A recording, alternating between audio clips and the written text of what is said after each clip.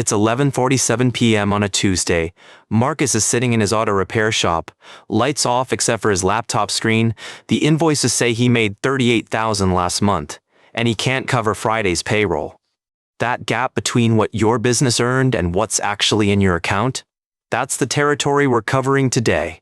The cash flow countdown, and how to get ahead of it. Here's what keeps me up at night. 82% of small business failures trace back to cash flow problems. Not bad products, not terrible ideas, cash flow. And yet most owners manage cash the same way they check the weather, glancing at the bank app in the morning, hoping for the best. That's not a strategy, that's anxiety with extra steps. Today, I'm sharing the exact tool that CFOs at billion-dollar companies use to stay ahead of cash crunches, and I'm scaling it down for you, the founder who's also the accountant, the salesperson, and the janitor. Let me paint the picture of what 2026 actually looks like for small business owners. Because if your bank account feels tighter even though sales are steady, you're not imagining things. A nav.com survey of 468 small business owners found their top concerns heading into this year: inflation at 31% and cash flow at 29%. Those aren't distant problems, they're keeping founders awake right now. And here's the shift that matters. In 2024, 57% of small business owners said their profitability was above expectations. By 2025, that number crashed to 30%. That's not a dip. That's a fundamental change in the operating environment, and it's hitting you from three directions at once. Direction 1. Credit is the most expensive it's been in over a decade. Small business loans, lines of credit, merchant cash advances, all carrying higher rates than 3 years ago.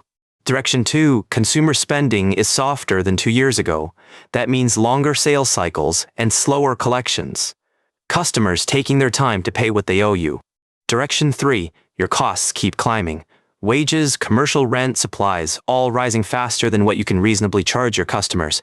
So you've got a margin squeeze happening. Revenue isn't keeping pace with costs. And the old safety net, borrowing to bridge the gap, now comes with a price tag that can hurt as much as it helps. This is the environment that makes cash flow forecasting essential, not optional. Not nice to have. Essential. Because the old way, checking your balance and reacting, doesn't work when the ground keeps shifting. And here's the stat that should make this personal. 63% of small businesses miss at least one payroll in their first 3 years. The average shortfall? $4,200. $4,200. That's the number that turns a thriving business into a trust crisis. Miss one payroll and you're not just short on cash, you're short on credibility with the people you need most. So what's the solution? It's not complicated. But it does require 15 minutes a week that most founders don't currently spend. It's called a 13-week rolling forecast. Scale Lab CFO calls it one of the most powerful tools in a small business owner's arsenal.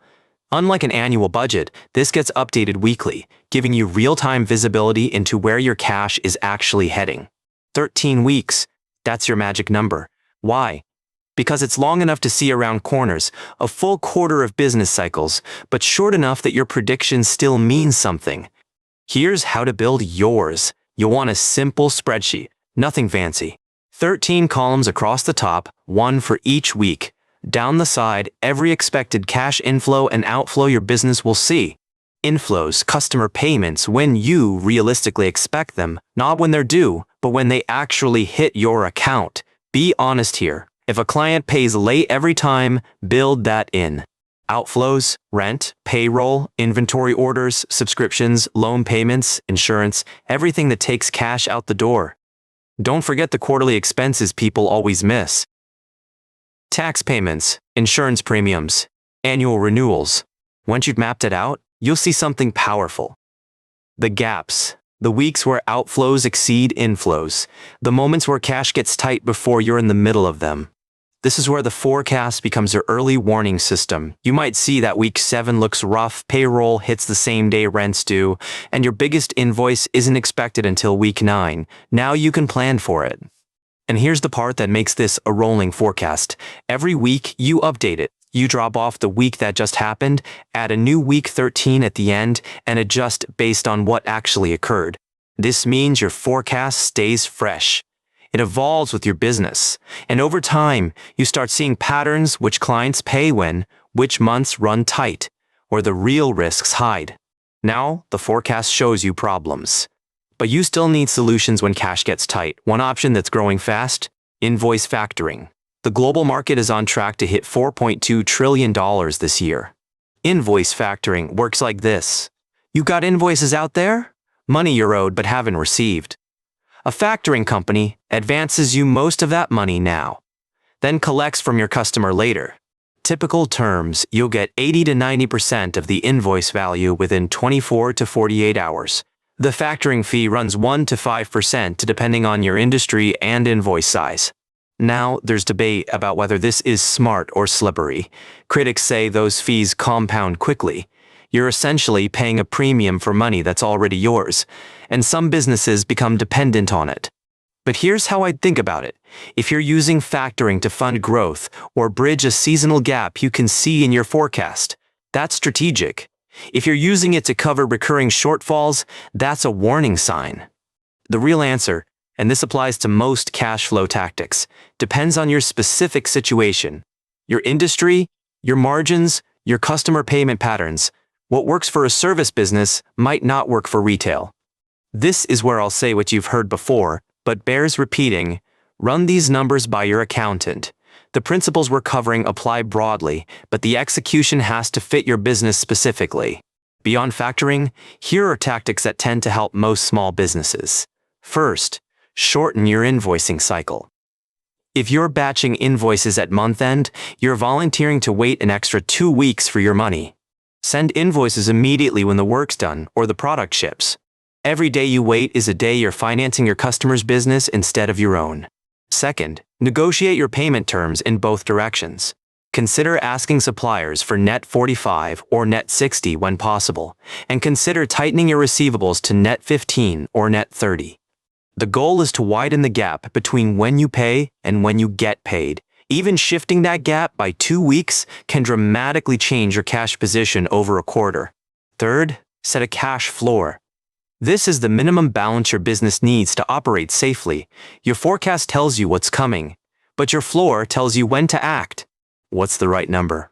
It varies, but many financial advisors suggest keeping enough to cover 6 to 8 weeks of operating expenses. Dipping below that floor? That's a crisis requiring immediate action, not gradual adjustment. And here's where all these pieces connect. Your 13-week forecast shows you the road ahead. Your payment term negotiations buy you time. Your cash floor tells you where the danger zone is. Factoring, credit lines, delayed vendor payments. Those are the tools you pull out when the forecast shows trouble ahead. But you have to see the trouble first. That's the whole point. Merchant Factors put it well in their 2026 analysis. Invoice factoring is more than a liquidity tool. It's a strategic lever that converts unpaid invoices into immediate cash without taking on additional debt. The key phrase there: without additional debt. Your situation is unique, but for businesses with reliable B2B invoices and 30-plus day payment terms, factoring may be worth running the numbers on. Compare the fee against your cost of capital. Now, let me bring this back to Marcus, the auto shop owner we started with. What got him into that midnight spreadsheet situation wasn't bad business. It was invisible business. He had $42,000 in receivables sitting out there. Customers who always pay, eventually, but eventually doesn't cover payroll when Friday comes. He was profitable on paper, cash poor in reality. Once he built his 13-week forecast, he saw the pattern. Big jobs finishing in weeks with low expenses. Small jobs coinciding with rent and quarterly tax payments. The timing was killing him, not the revenue. His solution wasn't one thing. It was several small adjustments working together. He started invoicing the day jobs completed instead of weekly batches. He renegotiated 2 supplier terms from net 30 to net 45. And for 2 big-ticket jobs with 60-day payment terms, he used factoring to pull that cash forward. The 3% fee was less than the stress and less than he would have paid for an emergency credit line. I share Marcus's story because the fix wasn't magic. It was visibility. Once he could see when cash would be tight, he could act before the crisis instead of during it.